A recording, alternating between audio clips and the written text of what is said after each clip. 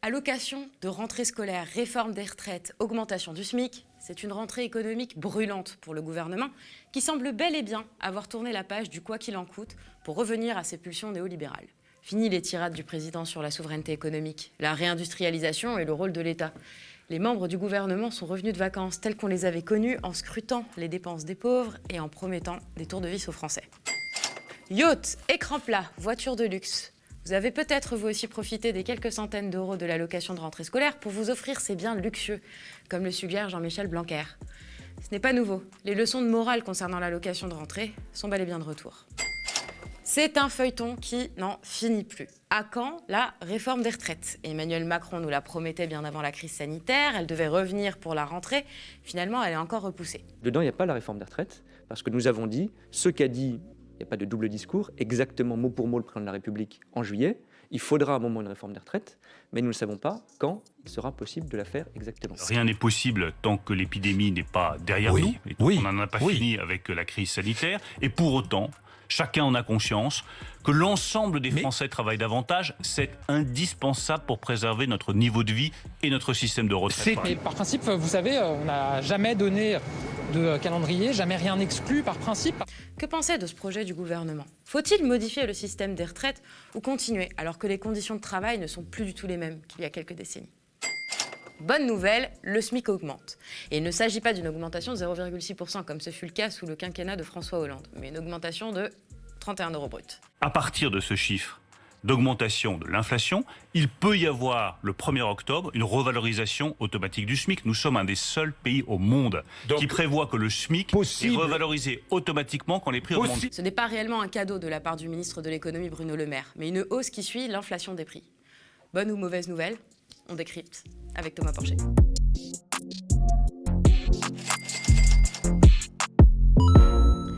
C'est la rentrée des classes. Et qui dit rentrée des classes dit achat de fournitures scolaires pour nos petites têtes blondes. L'occasion pour les foyers les plus modestes de pouvoir profiter de moins de 400 € par enfant pour s'offrir un iPhone dernier cri, un écran plat, une décapotable flambant neuve ou des vacances aux Bahamas. Bon, c'est n'importe quoi, mais quand on en écoute certains, on n'en est pas loin. Il y a beaucoup de détournements de l'allocation de rentrée scolaire ou c'est marginal? Justement, ça mérite, pour aller de l'avant sur ces questions, il faut savoir s'appuyer sur des diagnostics, éventuellement être capable de donner plus à ceux qui ont besoin de plus, mais de le faire de manière plus ciblée. Mais il n'y a pas de fraude réellement. C'est pas une question de fraude, c'est non, la mais de façon détournement. dont Est-ce qu'il y a une grosse... on sait bien que, si on regarde les choses en face, que parfois il y a des achats d'écrans plats plus importants au mois de septembre qu'à d'autres moments. Donc bien sûr qu'il peut y avoir, qu'on peut regarder ça de cette façon-là. C'est une vieille antienne du mois de septembre. Débattre la question de l'allocation de rentrée scolaire, qui ne profiterait pas, selon certains, au bon usage, c'est-à-dire se concentrer uniquement sur les achats liés à la scolarité de leurs enfants. Car quand on fait partie des classes les plus modestes, c'est bien connu, on profite de chaque centime pour réaliser des achats luxueux et avoir le mode de vie d'un millionnaire avec les prestations sociales. Parce qu'il s'agit, bel et bien, de remettre ces dernières en cause. Salut Thomas. Salut. Alors, rentrée des classes, allocation de rentrée scolaire. Petite question déjà toute simple. Comment est-ce qu'on touche en France à l'allocation de rentrée scolaire? C'est quoi les critères? Il y a des seuils de revenus par ménage. Alors bien sûr, ce n'est pas les revenus qui roulent sur l'or, mais par exemple, si vous avez un enfant, il ne faut pas gagner plus de à peu près 25 000 et quelques centaines d'euros pour pouvoir être... Voilà, par an, bien sûr, pour être éligible à cette allocation. Alors ça touche à peu près 3 millions de ménages. On parle de 5 millions d'enfants. Et c'est une somme qui peut aller de 370 à un peu plus de 400 € pour chaque rentrée. Elle pèse combien, ça, dans les caisses de l'État, environ, l'allocation de rentrée? Ça pèse 2 milliards. Donc, c'est pas... Enfin, 2 milliards, donc, ça pèse pour, encore une fois, 5 millions d'enfants parmi les plus pauvres. Donc, c'est pas énorme et ça touche énormément de monde. Et là, ce sont des foyers qui comptent chaque euro. Alors, vous voyez, quand on compare, par exemple, au cadeau qui a été fait aux 1% les plus riches avec la réforme de l'ISF, qui concentre 25% du patrimoine financier et immobilier, c'est à peu près ça qu'ils ont. Et là, on leur a fait un cadeau de 4 milliards. Donc, on voit bien qu'il y a 2 poids, 2 mesures.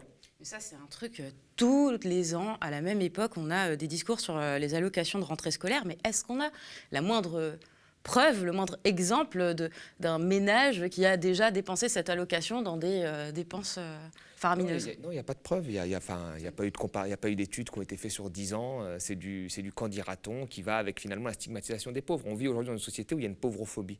Vous voyez, là, on parlait des riches. Là. Pourquoi on leur a donné une exonération, une baisse d'impôt de 4 milliards à ces 1% les plus riches? Parce qu'ils devaient investir cet argent-là. C'était ça le contrat. C'est-à-dire vous récupérez cet argent voilà, et vous l'investissez dans l'économie réelle. Ça n'a pas été fait. 2 rapports montrent que ça n'a pas été fait. Cet argent a profité à la spéculation. Les gens ont acheté des actions en bourse, ils sont devenus encore plus riches. Ils n'ont pas investi dans l'économie réelle. Bon ben voilà, personne n'est en train de juger tous les jours les riches. Enfin, heureusement que nous on est là pour le rappeler ça. Mais de fait, ça n'a pas été fait. Les 40 milliards qui ont été faits avec le CICE, le pacte de responsabilité, qui sont des aides qui ont été faites aux entreprises, qui devaient créer 1 million d'emplois. Tous les rapports montrent que ça a créé moins d'emplois. 100 000 emplois, on parle aujourd'hui de 100 000 emplois, vous voyez, créés ou maintenus. Bon ben voilà, là il n'y a rien qui a été fait. Et là on embête des gens parmi les plus pauvres. On les embête pour quelques centaines d'euros où on voudrait vérifier quasiment en prenant le ticket de caisse s'ils ont bien acheté ce qu'il fallait acheter. Alors qu'on n'a aucune preuve. On n'a aucune preuve. Voilà, tout à fait. Sur cette allocation, est-ce qu'elle est vraiment explicitement destinée à l'achat des fournitures scolaires ou c'est vraiment implicitement un coup de pouce pour les ménages les plus modestes? Déjà, tous ceux qui ont un enfant savent qu'il y a quand même des frais à faire, des courses supplémentaires à faire à chaque rentrée. D'accord, il y en a. Pour des cahiers, des cartables, même des vêtements, enfin il y a des frais constants. Donc c'est une aide à la rentrée scolaire parce qu'il y a un moment, la rentrée, où il y a des frais supplémentaires. Donc ça c'est la première des choses. Et après, voilà, ça permet d'être un complément de revenu à une période un peu plus difficile. Et normalement, elle est destinée à acheter des fournitures scolaires. Après, on dit qu'ils achètent des écrans plats, mais vous savez, il y a toujours sur les pauvres, il y a eu toujours ce débat. Tous les pauvres ont des écrans plats.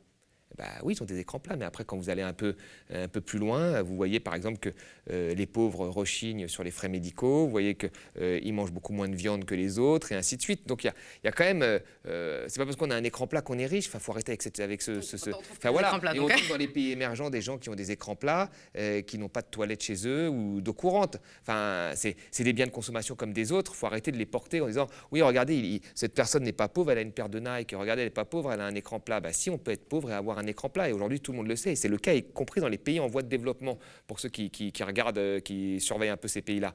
Donc il faut arrêter avec ces phrases comme ça qui veulent rien dire, qui n'ont qu'un but, stigmatiser, encore une fois, les plus pauvres. Et ce qui est horrible en plus, c'est que cette période de rentrée, c'est une période qui se fait après des vacances scolaires. Et souvent, c'est ces ménages qui ne sont pas partis en vacances. 22 millions de Français ne partent pas en vacances. Donc ces ménages ne partent pas en vacances. Vous voyez, avec les conditions qu'on a eues l'année dernière, quand même une année difficile, ils ne partent pas en vacances, on leur donne une allocation parce qu'ils font partie des plus pauvres et on les stigmatise en plus en leur donnant une allocation. Moi, je trouve ça particulièrement détestable comme mentalité venant du gouvernement et venant de gens qui n'ont jamais manqué de rien. Parce qu'encore une fois, regardons, enfin j'aime pas juger ça, mais regardons d'où viennent ces gens, où ils sont nés, où est-ce qu'ils ont été comme... Ils n'ont jamais eu à compter les euros en fin de mois, ils ne connaissent pas ce que c'est les fins de mois difficiles. Alors stigmatiser des gens comme ça, moi je pense que là, c'est un carton rouge en tous les cas pour M. Blanquer. Alors, il y a une alternative qui existe dans certaines communes en France aujourd'hui, une alternative à cette allocation de rentrée, c'est de rendre les fournitures scolaires gratuites pour tout le monde. C'est-à-dire que voilà, le jour de la rentrée, tout le monde a les mêmes fournitures scolaires. Il me semble qu'ils font ça un petit peu dans le Nord. Est-ce que ce n'est pas une bonne alternative, ça, à l'allocation? Plutôt un service public qu'une aide sociale? Oui, ça peut être... Enfin, je vois pas pourquoi on cherche des alternatives là-dessus. En fait, je pense que les gens qui manquent d'argent, les pauvres, savent ce qui est bon pour eux. C'est un peu ce que disait Esther Duflo. Alors, je ne suis pas d'accord avec tout ce que le prix Nobel d'économie, mais en fait, les pauvres savent quand même, enfin, quand on leur donne une allocation, savent ce qui est bon pour eux mieux que les autres. Donc, je ne vois pas pourquoi on essaie de trouver des alternatives constantes à une allocation qui est une aide aux plus pauvres, comme si cette aide était un problème, alors que financièrement, sur l'ensemble, 2 milliards, ce n'est pas grand-chose, ça touche énormément de monde. Bon voilà, il faudrait plutôt se demander sur l'efficacité, enfin, en termes de montant par rapport aux besoins, parce que cette aide, elle augmente avec l'âge, mais les besoins sont quand même plus élevés quand on a 15-16 ans. Par exemple, si vous êtes en première S, vous êtes d'une famille, voilà, là, il y a la calculatrice, ça coûte quand même 50, un peu plus. Voilà, donc là, tout de suite, voilà, il y a plus de besoins. Et vous voyez, et c'est pas avec 300 € ou 400 € par an qu'on va se payer des cours particuliers, hein, d'accord? Donc voilà, encore une fois, c'est vraiment quelque chose, une aide pour des besoins à un moment à la rentrée. Tous ceux qui ont des enfants, ils savent qu'à la rentrée, il y a des frais supplémentaires. Donc voilà, il faut surtout se demander si c'est suffisant, justement, pour que les élèves les plus pauvres puissent avoir les mêmes dotations en capital scolaire à la rentrée. Ce n'est pas la première fois ces derniers temps que les aides sociales sont attaquées. On pense à la déclaration d'Emmanuel Macron cet été sur les aides sociales qui coûtent un pognon de dingue. Qu'est-ce qui va se passer là ces prochains mois avant les présidentielles ? Mais il y a une attaque vraiment contre l'État social. Alors je me souviens de cette phrase de Macron, c'était avant la crise du Covid. Hein. Les aides sociales, c'est quoi? Parce que là, c'est très simple de dire oui, on dépense un pognon de dingue, ça sert à rien. Alors déjà, c'est combien? C'est 70 milliards, les aides sociales, hein, sur son ensemble. C'est 2-3% du PIB. Donc c'est important, mais c'est pas non plus comme si toute la richesse créée était consacrée aux aides sociales, comme on nous en donne l'impression ces dernières années quand on en discute. Il y a quoi dans les aides sociales? Parce que s'il faut couper concrètement, il y a quoi? Principalement, c'est le handicap. Donc très bien, alors on veut couper dans le handicap, bon, très bien, c'est un choix de société. C'est les allocations logement. On veut pareil taper sur les aides au logement, c'est un choix de société. C'est les minima sociaux, le RSX, on veut taper. Mais à un moment, il faut dire les choses. Parce que dire, il y a trop d'argent, ça ne sert à rien, d'accord, mais où est-ce qu'on coupe? On veut couper dans le handicap? On peut se regarder dans la glace en coupant dans le handicap, sérieusement, aujourd'hui en France? Vous voyez? Donc c'est très simple de dire ça, mais après, il faut regarder concrètement ce que c'est. Vous savez, les aides sociales, même les prestations sociales, c'est 70% du revenu des 10% les plus pauvres. 10% les plus pauvres de France, ils sont soutenus à 70% par des prestations sociales.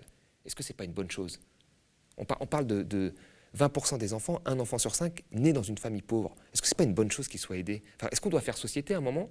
Ou est-ce que c'est de se dire, ça ne sert à rien, on arrête, et puis ce sera peut-être mieux, et puis remettons le travail des enfants, et ainsi de suite. Vous voyez, donc moi je trouve que, voilà, on est dans un pays où les taux de pauvreté des enfants diminuent très fortement. Ils passent de plus de 20% à 8% quasiment grâce aux prestations sociales. C'est une bonne nouvelle. Moi, personnellement, c'est une bonne nouvelle. Et si je dois payer des impôts pour que ce soit le cas, je suis content. Parce que c'est ça qui fait qu'on fait société et qui permet la cohésion sociale dans notre pays. Voilà. Alors, il y a des petites dissonances dans les membres du gouvernement, puisqu'il y a eu un petit rétropédalage de Clément Beaune et Olivier Véran, qui, eux, ont défendu les allocations de rentrée scolaire en contredisant Jean-Michel Blanquer. Qu'est-ce qui se passe là? Moi, je trouve que quand ça va trop loin, ça va trop loin. Et là, je pense que être ministre de l'Éducation et tenir ce type de propos dans la situation dans laquelle on est, avec les inégalités qui augmentent, vous savez, si regardez les chiffres, aujourd'hui, en fait, le problème de ce qu'a dit M. Blanquer, c'est quoi cette idée de fond? Si on y va au fond vraiment, on va vraiment dans ce qui est sale, le fond de la pensée. C'est finalement les pauvres s'en foutent de l'avenir de leurs enfants. Vous leur donnez une allocation, ils préfèrent acheter un écran plat, ils s'en foutent de leurs enfants. Alors que eux, les riches, ils s'occupent bien de leurs enfants. C'est à peu près ça l'idée. Alors, quand on regarde les statistiques, ce n'est pas du tout le cas. Les pauvres, tout le monde veut que son enfant réussisse. Et les plus pauvres, autant que les plus riches. Vous voyez? Sauf que les plus pauvres, parfois, ils ont moins fait d'études.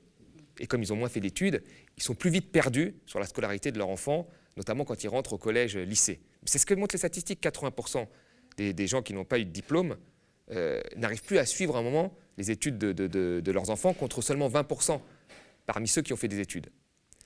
Ceux qui ont fait des études, ou ceux qui ont les moyens, et qui n'ont pas fait d'études, mais qui ont quand même les moyens, s'ils n'arrivent plus à suivre, qu'est-ce qu'ils font? Cours privés. Cours privés, là c'est un vrai business. Hein. On voit dans le métro, vous avez des pubs partout de cours privés, c'est un vrai business. Quand vous n'avez pas de moyens, vous ne pouvez pas faire de cours privés. Quand vous êtes dans les plus précaires, vous avez souvent des horaires décalés, donc vous vous rendez moins dans les réunions parents-élèves, etc., parce que vous travaillez de nuit et vous avez des horaires décalés. Donc la réalité, c'est que c'est un système qui fait qu'à un moment, les enfants des classes populaires ont plus tendance à décrocher que les autres. Et je ne rentre pas après dans tout ce qu'avait dit Bourdieu sur le fait que les programmes scolaires sont quasiment taillés sur mesure pour les gens les plus aisés. Et nous savons tous, et que quand vous avez des enfants qui arrivent à la maternelle, t'en as qui ont déjà un capital social, culturel, humain, fort bien même, qui savent lire avant d'aller au CP, c'est même plus l'école qui leur apprend à lire, quand d'autres peuvent avoir du retard. Donc vous voyez, et que l'école, en fait, elle fait en sorte de conserver ces inégalités plutôt que de les résorber. Mais globalement, il y a derrière cette pensée, une pensée, moi je vous le dis, de pauvrophobie, de dire que les pauvres ils préfèrent un écran plat que l'avenir de leurs enfants, ce qui est parfaitement faux. C'est juste qu'ils n'ont pas les mêmes moyens. Et je pense que les autres ministres se sont rendus compte que ça allait un peu trop loin. C'est-à-dire qu'on peut taper sur les aides sociales, on peut couper des dotations aux collectivités locales, ce qui fait qu'on supprime, comme je vous l'ai toujours dit, des cours du soir dans certains lycées à problème. On peut critiquer les fonctionnaires locaux, on peut critiquer les profs qui font tout le temps grève, ce que fait ce gouvernement depuis le début, mais on ne peut pas aller aussi loin comme Blanquer. Donc on montre un petit peu que on est encore concerné par le sort des plus pauvres. Oui, les aides sociales sont attaquées. Et si l'allocation de rentrée vise à aider la jeunesse et une forme d'égalité des chances, ne vous y trompez pas. Ce ne sont pas les seules aides dans le viseur du gouvernement. C'est une commande de la Commission européenne, c'est une exigence du gouvernement qui en parlait d'ores et déjà avant la crise sanitaire et qui reprend désormais son refrain. Le système des retraites doit être réformé. Mercredi dernier s'est tenu un conseil des ministres à l'Élysée pour faire le point sur les projets en cours. Pour le Premier ministre Jean Castex, les conditions pour réformer les retraites ne sont pas encore réunies. Et il convient donc de mettre à distance ce projet peu populaire et épineux pour le gouvernement. Le 22 juillet dernier, Emmanuel Macron avait déjà déclaré qu'il se refusait à mener à bien cette réforme tant que la reprise n'était pas assurée. Mais ne vous y trompez pas. La réforme des retraites n'est pas abandonnée et c'est un impératif pour Emmanuel Macron de la mener à bien avant la fin de son mandat. Alors, Thomas, brièvement, puisqu'on en a déjà beaucoup parlé, le système des retraites tel que le préconise le gouvernement, c'est quoi? Qu'est-ce qui change concrètement? Alors, c'est une retraite à points, c'est-à-dire que vous travaillez, vous cotisez des points et ces points se transforment en retraite. C'est comme si vous amassiez une épargne et puis cette épargne-là sera votre retraite ensuite. Donc c'est 1 euro cotisé, 1 euro de retraite. C'est ce que veut Macron. Alors il part du principe que c'est plus égalitaire. En réalité, c'est pas plus égalitaire parce que déjà, bon, il y avait toujours cette polémique qu'il y avait sur le discours de M. Fillon qu'il avait fait au MEDEF. Vous l'avez dit, la valeur du poids, on peut la changer comme on veut. C'est-à-dire que là, on garantit 1 euro cotisé, 1 euro de retraite. Ça peut être demain 1 euro cotisé, 0,5 de retraite. On peut bouger cette valeur du point en fonction des équilibres financiers que l'on veut respecter. C'est M. Fillon qui l'avait dit devant le MEDEF et c'est pour ça qu'il disait qu'il soutenait la retraite à points. Et puis l'autre chose, c'est que ce système ne tient pas compte de la pénibilité du travail. Vous pouvez avoir un travail pénible, ça vous incite à travailler même plus longtemps pour cotiser des points et avoir une meilleure épargne. Est-ce que c'est quelque chose d'acceptable ? Je ne crois pas. Et puis après, c'est quoi? On va faire bosser les militaires jusqu'à 65 ans, on va les envoyer au front, au Mali à 65 ans. Enfin, c'est ridicule. Enfin, vous voyez, à un moment, il y a des travaux qui sont plus ou moins pénibles, et ces travaux plus ou moins pénibles font des régimes spéciaux pour la pénibilité de ces travaux. Je vais me faire un peu l'avocate du diable là, mais les retraites aujourd'hui, il y en a quand même qui sont très élevées. Alors évidemment, je ne parle pas des petits profs ou des salaires les plus modestes. Il y a certaines retraites qui sont au-dessus de quand ils étaient actifs. C'est quand même quelque chose qu'on entend évidemment peu à gauche, mais est-ce que c'est un argument qui est viable à droite? Est-ce que tu es sûr de ça? C'est un argument que j'entons beaucoup, moi. Oui, non, parce que après, il y a beaucoup de gens qui prennent. Après, c'est vrai qu'il y a certaines retraites. Dans le cas des chauffeurs, RATP et tout, il y a des gens qui prennent comme s'ils avaient une carrière entière. Mais rares sont ceux qui font une carrière entière. Donc, ils ont rarement la retraite qui est indiquée s'ils avaient fait tant d'annuités. Enfin, non, je pense que quand on regarde depuis 50 ans le taux de remplacement des salaires, ça diminue. Vous voyez, ça reste quand même assez élevé, mais ça diminue. Aujourd'hui, ce qu'il faut quand même rappeler, c'est que notre système reste très efficace. La retraite par répartition que l'on a reste très efficace. Alors, il y a peut-être des trous un petit peu dans la raquette qu'il faudrait combler, mais globalement, le taux de pauvreté des retraités est le même que le taux de pauvreté des salariés. C'est unique au monde. C'est unique au monde, ça. Vous voyez, donc on arrive à avoir un taux de remplacement des salaires qui fait que les gens arrivent à garder un niveau de vie à peu près, en tout cas ne pas basculer dans la pauvreté. Donc l'idée c'est de se dire qu'au-delà d'un certain âge, quand on a travaillé, on a le droit à une vieillesse un peu plus heureuse, le repos et avoir ce salaire de remplacement. Mais le problème c'est quoi? Le problème c'est en fait que, pourquoi on fait cette réforme? C'est la seule raison, c'est pas que ça fonctionne mal, c'est qu'au bout d'un moment, il va y avoir des déficits.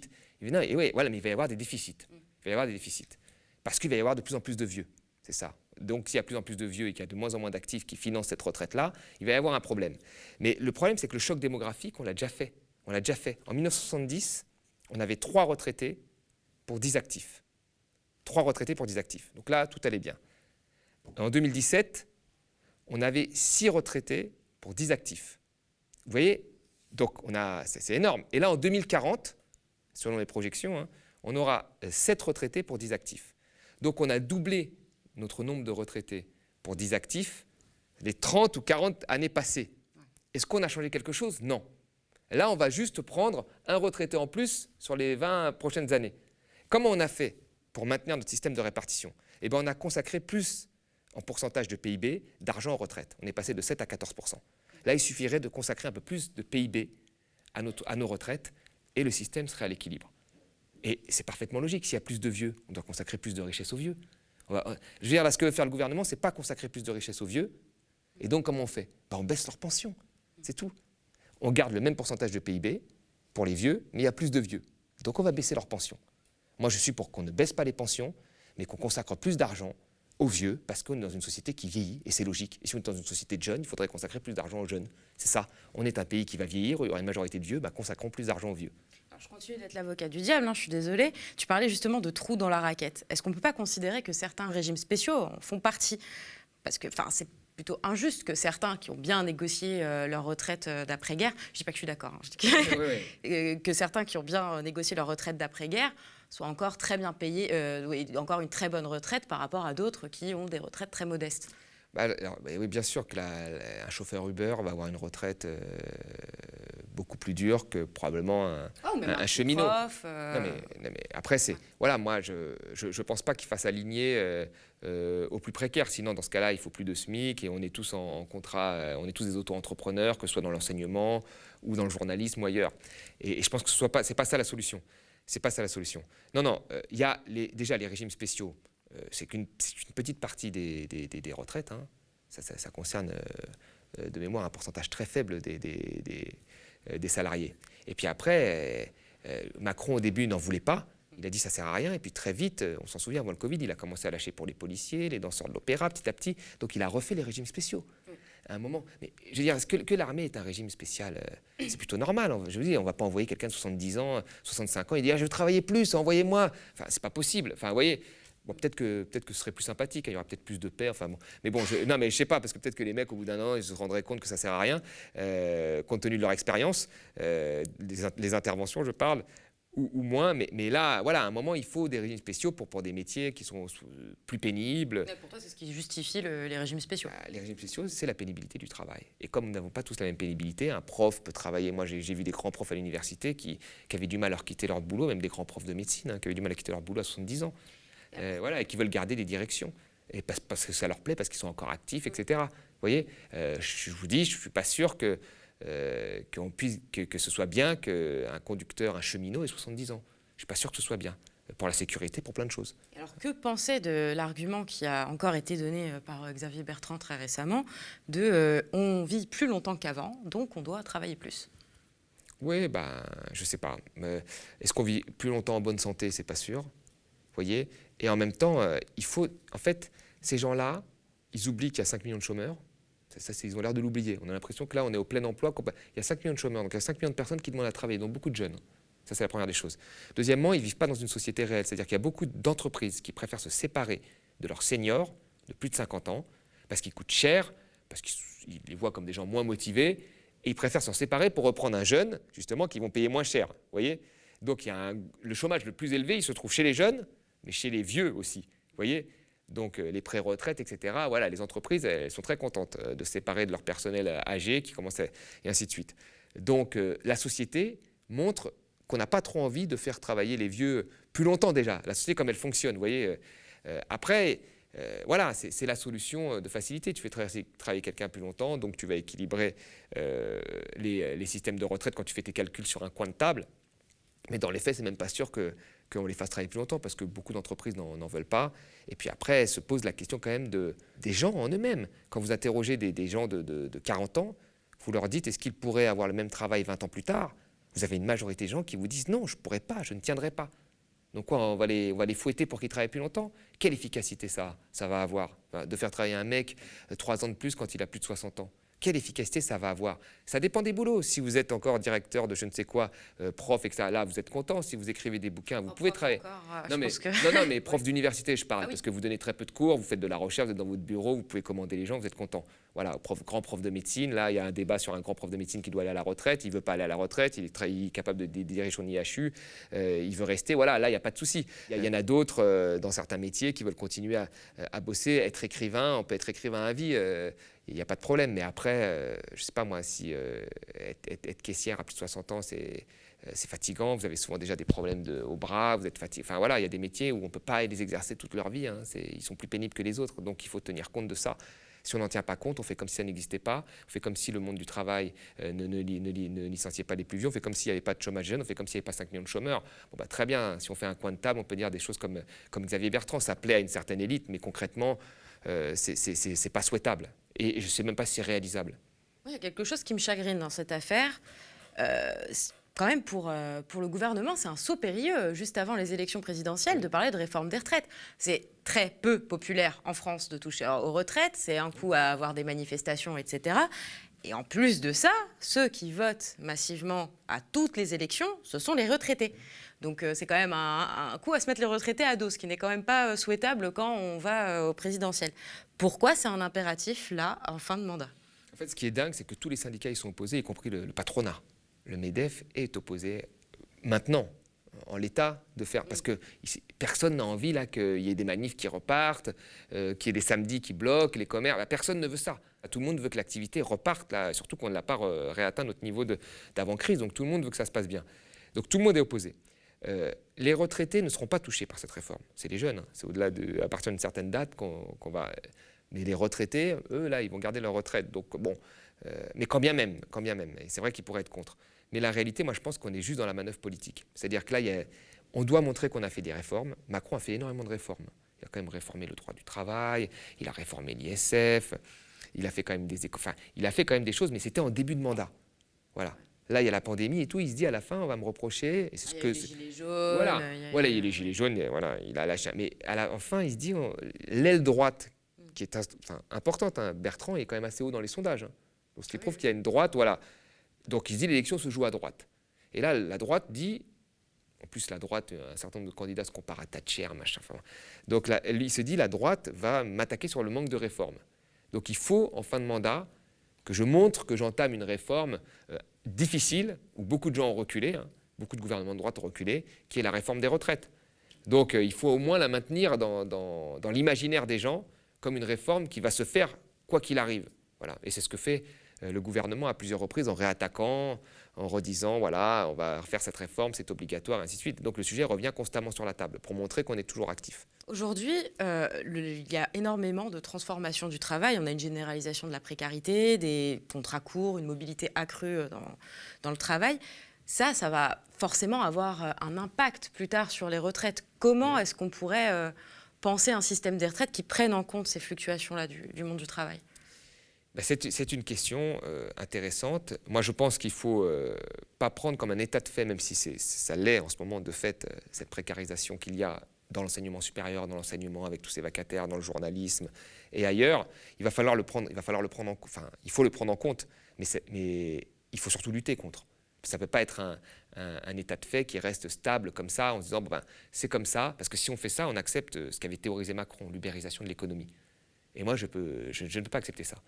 Donc, si vous avez, mais que ce soit dans le public ou dans le privé, hein, si vous arrivez à signer une quinzaine de contrats, vous êtes employé, je sais pas moi, en tant que professeur vacataire un certain nombre d'années et que vous avez tous les ans un CDD, à un moment, il faut respecter le droit, il faut que ce soit transformé en CDI. Alors, il faut trouver une façon pour le transformer en CDI. Voilà, où ça ne peut pas être un CDD qu'on signe tout le temps. Vous voyez ? Donc, et c'est pareil dans le privé. Donc, si on laisse les Uber comme ça et qu'on ne les requalifie pas en salariés comme ça a été fait dans d'autres pays, il y a un véritable problème. Donc effectivement, si on part du principe que c'est ça l'avenir, et là, il y a plein de questions qui se posent, des questions de gauche comme le revenu universel qu'il faut mettre en soutien, ou des questions libérales en disant il faut tout changer le système, mettre des allocations universelles partout, une retraite universelle. Voilà, ce sera une retraite à 300 € pour tout le monde, et puis après, chacun se débrouille. Moi, je ne pense pas. Moi, je pense qu'il faut faire des réformes de gauche un peu partout, notamment sur le marché du travail, et puis ensuite faire en sorte qu'on ait un système de retraite par répartition et public. Voilà, plutôt qu'à point, complété par une capitalisation. Je rappelle que quand la Suède est passée au système à points, parce que Macron se revendiquait beaucoup de la Suède au début, énormément, notamment dans sa réforme des retraites, vous avez 92% des femmes qui ont vu leur pension de retraite diminuer. 92% des femmes, 72% des hommes. D'accord ? Ils ont complété ça par quoi ? Par de la capitalisation. Et là, la capitalisation, ça profite à qui ? Aux cadres, ceux qui peuvent mettre de l'argent, acheter. Voilà, quand vous êtes pauvre, vous n'avez pas le temps d'aller dans la capitalisation. Voilà. Donc, le système de retraite à points, c'est un système qui va faire baisser les pensions. Et d'ailleurs, c'est pour ça qu'il est mis en place, pas pour autre chose. L'expression est devenue un lieu commun de l'actualité économique, le fameux coup de pouce du SMIC. Même si ces dernières années, on parlait plutôt d'absence de coup de pouce du SMIC. En effet, il faut remonter à 2012, au début du quinquennat de François Hollande, pour trouver la dernière trace d'une augmentation du salaire minimum en début d'année.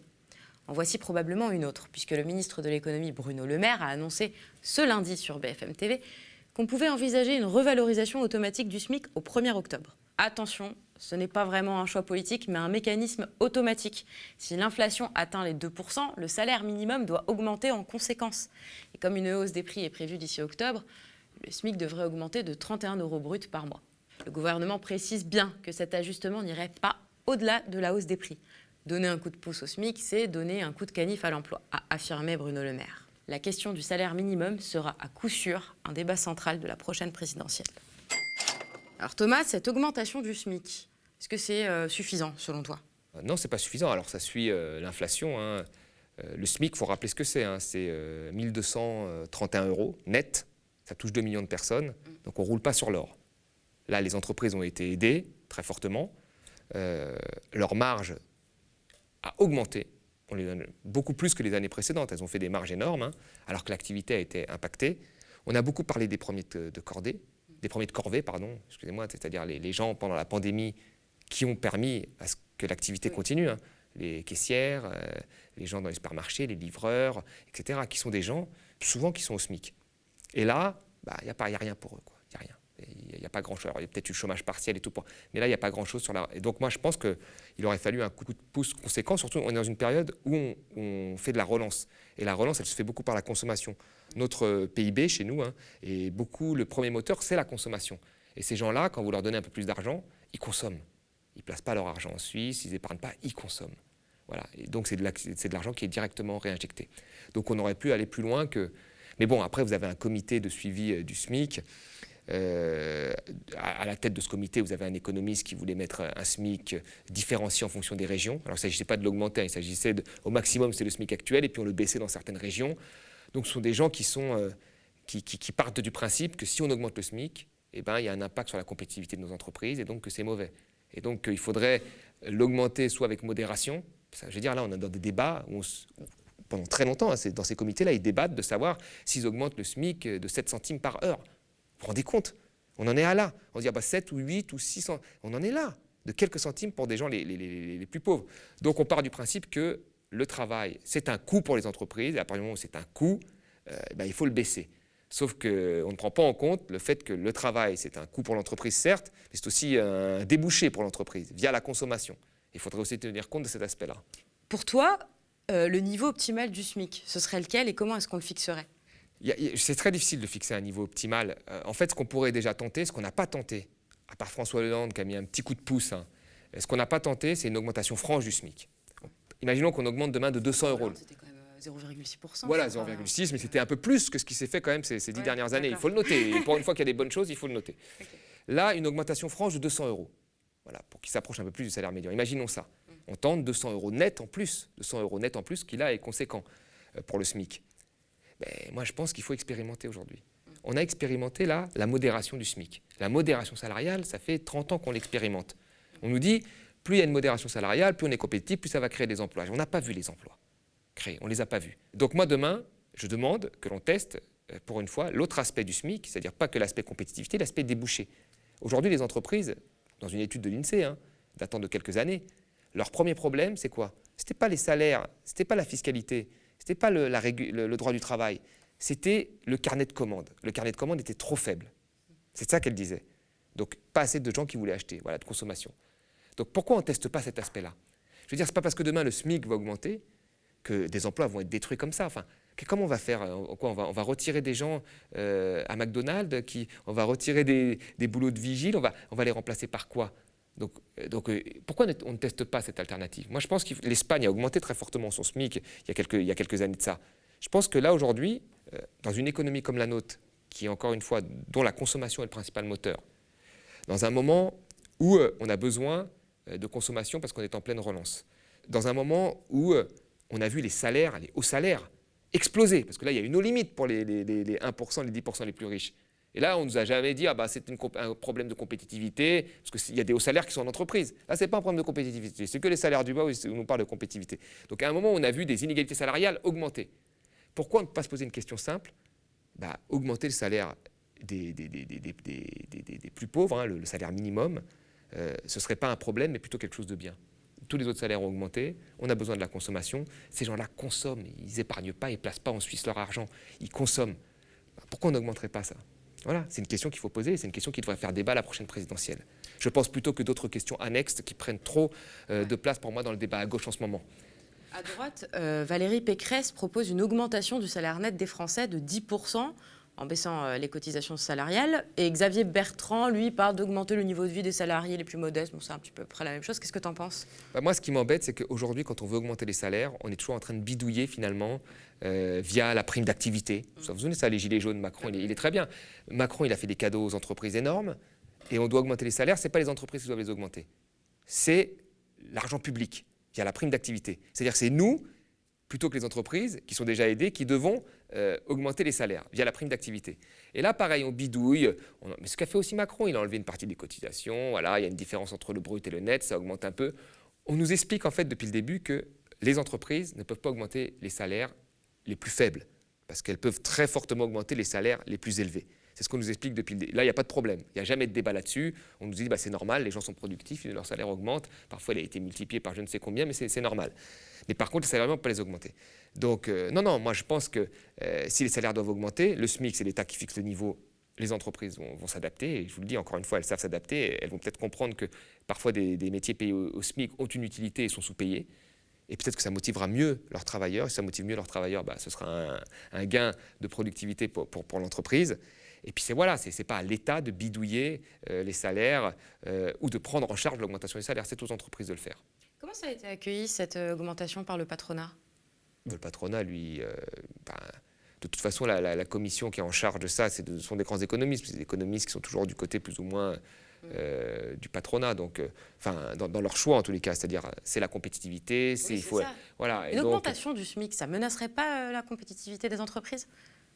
C'est à tester. Moi, je ne suis pas sûr. Vous savez, la compétitivité, il y a les coûts. Oui, il n'y a pas de... Non, mais la compétitivité, il y a les coûts. Il y a aussi le produit qu'on fabrique. La compétitivité produit. Vous voyez, on peut comprimer les coûts autant qu'on veut d'une Renault. On n'en fera jamais une Mercedes. Vous voyez ce que je veux dire ? Parfois, un bon produit justifie un différentiel de prix. Donc, il n'y a pas que la compétitivité coût. La compétitivité coût, miser tout sur la compétitivité coût, c'est finalement, au final, c'est placer la France dans des compétitivités avec des pays en développement. Le Vietnam, la Chine, ce n'est pas souhaitable pour un pays comme la France. La France doit être à l'avant-garde de l'innovation, etc., plutôt que d'être à mi-chemin, à vouloir concurrencer les pays de l'Est, puis après les pays de la Chine, ça ira. Il n'y a jamais de limite à ça. À la fin, on sera toujours trop payé. C'est le cas en Europe, c'est le chantage qui est fait aux salariés en Europe, c'est le chantage qui est fait. Donc moi, je pense qu'il faut sortir de cette spirale.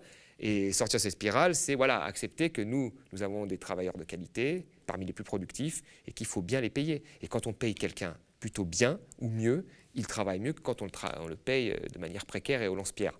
Ça, tout le monde vous le dira. Ça s'appelle le salaire d'efficience, tout le monde vous le dira. C'est la fin de cette émission. Merci de l'avoir suivi et de continuer d'être tous les lundis au rendez-vous de l'Instant Porcher. Si ce numéro vous a plu, n'hésitez pas à le partager sur vos réseaux sociaux et n'oubliez pas de vous abonner pour ne rien rater de notre émission Écho. Le média est indépendant et n'existe que grâce à vous. Pour nous soutenir, n'hésitez pas à nous faire un don ou à devenir sociaux. Et nous, on vous retrouve la semaine prochaine. Plus de 12 000 soutiens sur notre pétition, plus de 1700 contributeurs sur Ulule. Vous êtes de plus en plus nombreux à plébisciter le projet d'une matinale alternative. Nous sommes des milliers à ne pas vouloir que le paysage médiatique ressemble à ça pour 2022. Ne nomme pas l'ennemi. Et je trouve qu'en effet, vous êtes plus molle que nous pouvons l'être. L'écologie, ça commence à bien faire ? Oh, ça commence pas, ça fait un petit moment. On n'a aucun devoir d'accueillir le moindre Afghan. Le gilet jaune est magique. Il peut transformer n'importe quelle endive en Che Guevara des ronds-points.